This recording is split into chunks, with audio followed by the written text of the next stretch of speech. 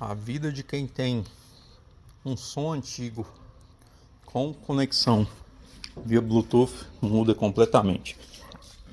Quantas vezes eu não tinha que entrar lá no computador, baixar música, porque eu gostava de um som mais clássico, né, galera? Pioneer.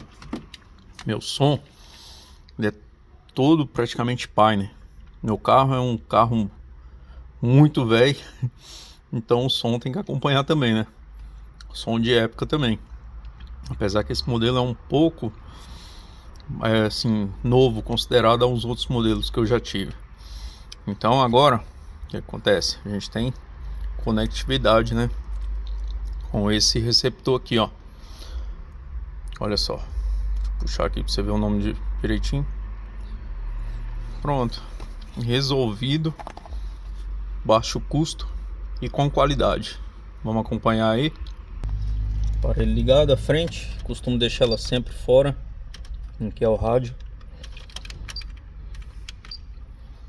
Auxiliar. No caso aqui é o USB, viu, galera? Vamos ver aqui. Não é o compact disc, que é aqueles CDs antigos. Vou colocar aqui que ele vai fazer a leitura. Aí, coloquei, fez a leitura.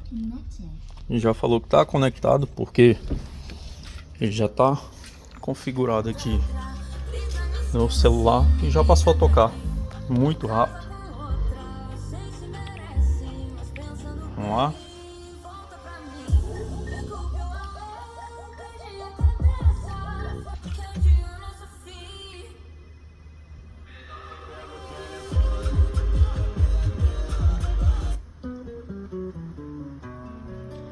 Deixa eu entrar aqui.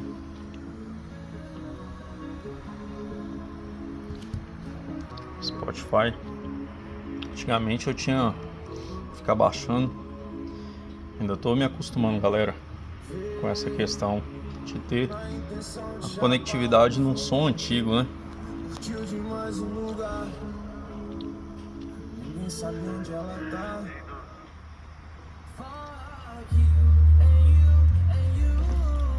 Aumento aqui no controle. Também posso baixar nele aqui, viu, galera? Tem aí opções de música aí à vontade agora. Bom demais, né? Agora vamos lavar carro. Curtir um sonzinho, né? Na verdade esse aqui eu já finalizei. Tô aguardando um carro agora para aplicar o ozônio. Só vou passar o pretinho nele. E tá liberado o carro. E o sonzinho ali, ó, tocando. Topzera. Sem dor de cabeça agora. Bora lá, vamos finalizar esse carrinho aqui.